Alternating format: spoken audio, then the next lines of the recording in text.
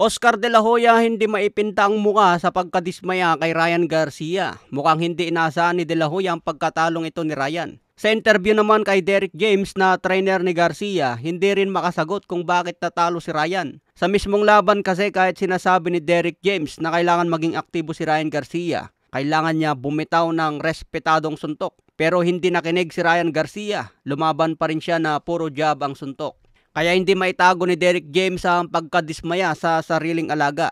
Hindi na nga nakaimik si Derek James mga tol dahil hindi niya alam ang isasagot. Biglang dumating naman itong si De La Hoya at hindi pinansin si Derek James. Parang hindi magkakilala na nagkasalubungan. Dito mga tol may tinatanong kay De La Hoya. Pero di ko alam kung ano yung tinanong kay De La Hoya dito. Pero ito ang sinabi niya, pakinggan natin. He was running. He was scared to me. He was scared of getting hit. I mean, he knows he has no chin, so. Ayan mga tol, sinabi ni De La Hoya, lumaban ng takot dahil alam niya na mahina ang panga. Hindi ko alam kung sino ang sinabihan dito ni De La Hoya. Ito ba ang laban ni Devin Haney o ito ang laban ni Ryan Garcia? Kasi kung sinasabihan niya si Ryan Garcia na lumaban ng takot, sobrang pagkadismaya na ito ni Oscar De La Hoya. Matapos niya pagkakita ng malaki si Ryan Garcia, ngayon natalo si Ryan, sinisiraan niya. Pero di ko alam kung si Devin Haney ang sinasabihan niya rito o si Ryan. Matatandaan ang sinabi dati ni Mayweather kung maglaban si Romero at Ryan Garcia, siguradong talo daw si Ryan. Magbibigay pa nga raw ng $200,000 si Mayweather kay Ryan kung kaya niya talunin si Romero. Alam ni Mayweather dati pa na hindi mananalo si Ryan kay Rolly Romero. Sa ibang banda naman, Timothy Bradley bumanat sa performance ni Haney at Ryan Garcia. Isang bulok na performance ang nakita ni Bradley. Sinayang daw niya ang oras sa panonood. Si Teofimo Lopez lang daw ang magandang performance sa kanilang tatlo.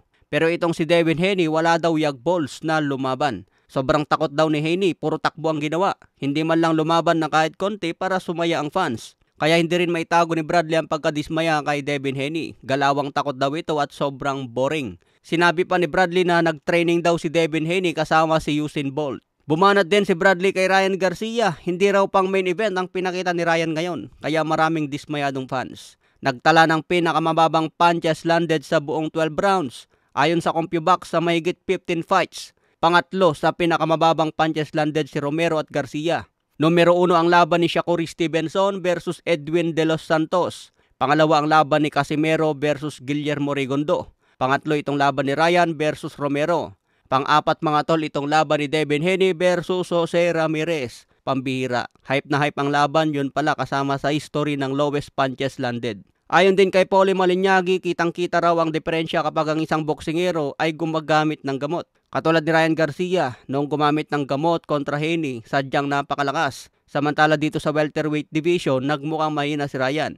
Dahil daw hindi nakainom ng gamot. Minsan na rin niya napagbintangan si Manny Pacquiao na gumagamit ng gamot.